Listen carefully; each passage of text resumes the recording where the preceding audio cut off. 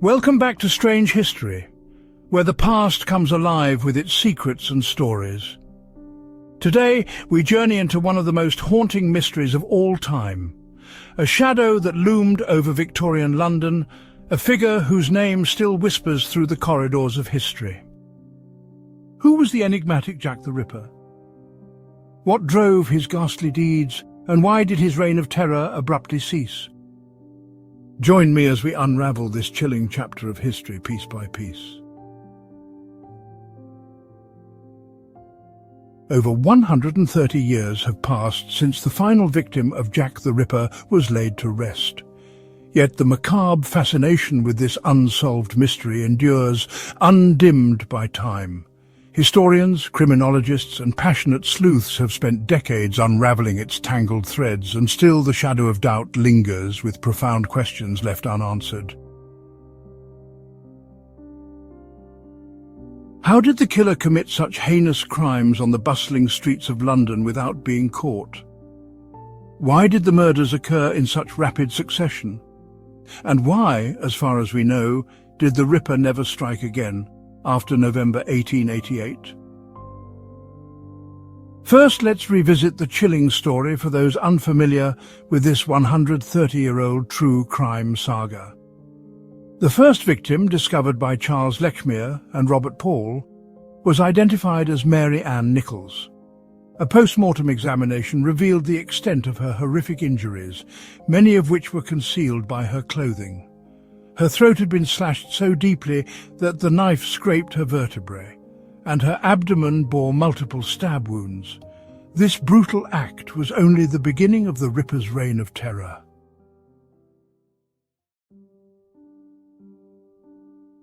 Just over a week later, the body of Annie Chapman was found on Hanbury Street near Spitalfields Market in the early hours of the morning. Like Mary Nichols, her throat was cut, but the mutilations were far more extreme.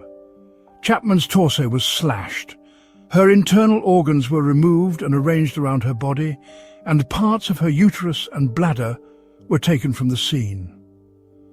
2 innocent women had been slaughtered in just 9 days, leaving the people of London terrified and morbidly fascinated.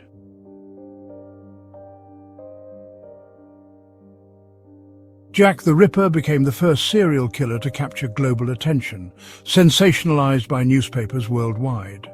Public interest surged further when the Ripper began writing letters. Hundreds of missives were sent to the media and police, most of which are now considered hoaxes. However, one letter, the infamous From Hell letter, stands out. Delivered with half a human kidney, it remains the most convincing piece of correspondence attributed to the killer. 12 days after Annie Chapman's murder, 2 more victims met their tragic end within an hour of each other. Elizabeth Stride was the first, but her case was unusual. Her throat was slashed, but her body was otherwise untouched. Many believed the killer was interrupted. Less than an hour later, Catherine Eddowes became the Ripper's next victim. Her abdomen was sliced open, her organs were disarranged, and her face was disfigured. 1 kidney was notably missing, perhaps the very one sent with the From Hell letter.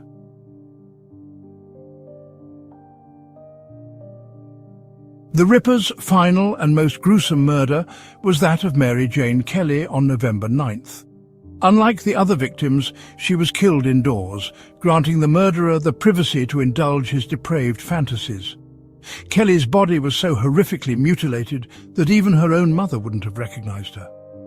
If you have the stomach for it, crime scene photographs exist, but be warned, they are among the most disturbing ever captured. By this point, London was in the grip of an unprecedented manhunt. Thousands were interviewed, 300 suspects were investigated, and more than 80 individuals were detained. Yet no one was ever convicted, and the crimes remain the most infamous cold case in history.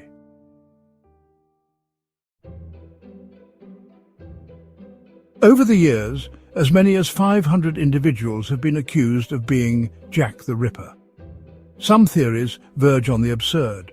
For instance, some claim Prince Albert, Queen Victoria's grandson, was the killer, motivated by a need to conceal an illegitimate child with a Whitechapel prostitute. Another bizarre theory implicates Lewis Carroll, author of Alice in Wonderland, based on supposed confessions hidden in his poetry. An idea thoroughly debunked when critics demonstrated how such confessions could be fabricated from any text. Aside from a lack of evidence, neither Prince Albert nor Lewis Carroll fits the profile of the Ripper.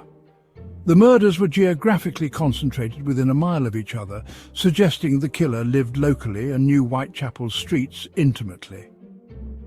Contrary to depictions of a suave aristocrat, the real Jack the Ripper was likely an ordinary man hiding in plain sight.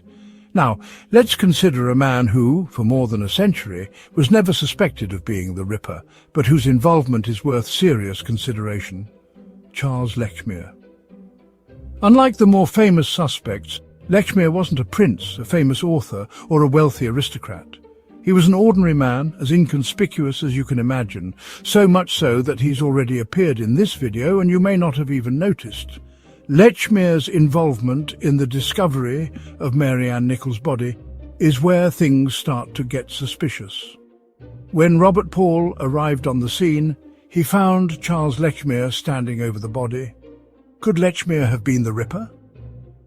If so, it's possible that when Paul approached, Lechmere had to decide whether to make a run for it or stay and pretend to have just found the body.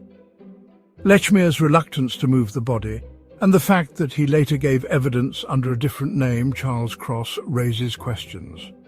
Could this have been an effort to cover his tracks? Lechmere's life is shrouded in mystery, as he was never considered a suspect by police at the time, and few records of his life have survived. What we do know is that he worked as a meat cart driver, a job that would have involved handling animal carcasses and possibly explaining why he might have blood on his clothes. His daily route took him through Whitechapel, passing very close to at least 3 of the Ripper's murder sites in the early hours of the morning. This makes it plausible that Lechmere could have been in the right place at the right time, or perhaps the wrong time. If someone had pointed the finger at Lechmere over a century ago, the case may have been solved. But due to missed opportunities and the destruction of police records, we may never know the truth. Lechmere could have been the Ripper, but it's also possible he was just an unlucky man who found a body on his way to work. What's haunting about the case is the thought that any one of the people living and working in Whitechapel at the time could have been the Ripper.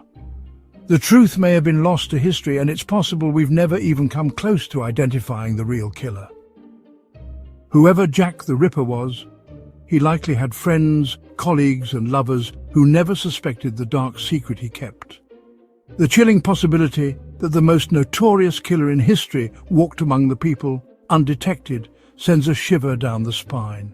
Despite the decades of investigation and the countless suspects, the identity of Jack the Ripper remains one of history's most perplexing mysteries. But in the end, we're left with more questions than answers. Where did Jack the Ripper go after his final murder? Did he simply vanish into the streets of London? Or did he move on to other places, continuing his dark work? Some believe that he stopped killing altogether, either due to an injury, a shift in his psychological state, or the intense police pressure.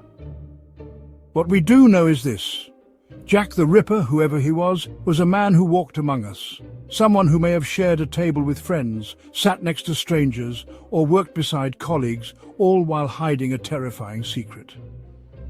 And that, perhaps, is the most chilling thought of all.